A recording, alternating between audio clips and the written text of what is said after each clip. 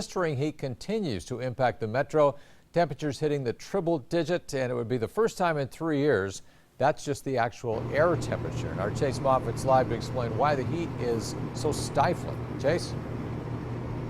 John, that's right. We just got word the official WOWT6 Weather Authority air temperature is 97, so not quite 100, but I'm told it feels like 109, and that feels like temperature is a big factor, especially when you got the AC behind me running full blast.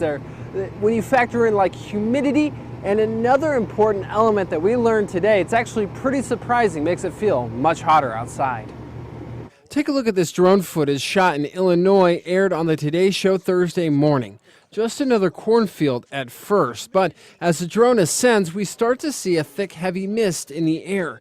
It's water coming from the corn leaves. These plants have little pores, and they'll open up trying to bring in CO2 and try to convert that to oxygen. Well, in the process, they'll open up and release a lot of moisture, and that'll add humidity to the air too. WOWT6 Weather Authority's Rusty Lord says it's basically corn sweat, a contributing factor into making it feel much hotter than what the thermometer reads. You'll see the dew point readings, the humidity readings, a lot higher in certain spots, and that'll affect what that feels like temperature is, the heat index value too. As the heat wave continues to bake the region, Mid-American Energy in Iowa says power outages were being reported in Potawatomi and Harrison County, including in Missouri Valley Wednesday night.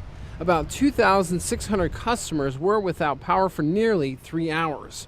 I spoke on the phone with a Mid-American Energy spokeswoman who says the utility is issuing a peak alert for Thursday, asking for voluntary reduction in energy consumption. When the weather gets this hot and the demand gets this high, it's a good idea for all of us to conserve, and that just helps the electric grid operate more reliably and more cost effectively. So this is the OPPD Cool Smart device. It's a little black box that sits behind the air conditioner. This device installed on a West Omaha home allows OPPD to cycle the AC unit off and on every 15 minutes.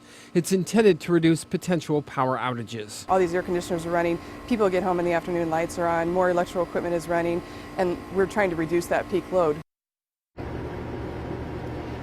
Yeah, in fact, both OPPD and Mid-American Energy tell me those peak hours are generally between 2 and 7 when we should reduce our usage in the home. But we can get hands-on outside, especially when it comes to the AC unit. You definitely want to keep the area clear. There is some green foliage here, but it is away from the airflow.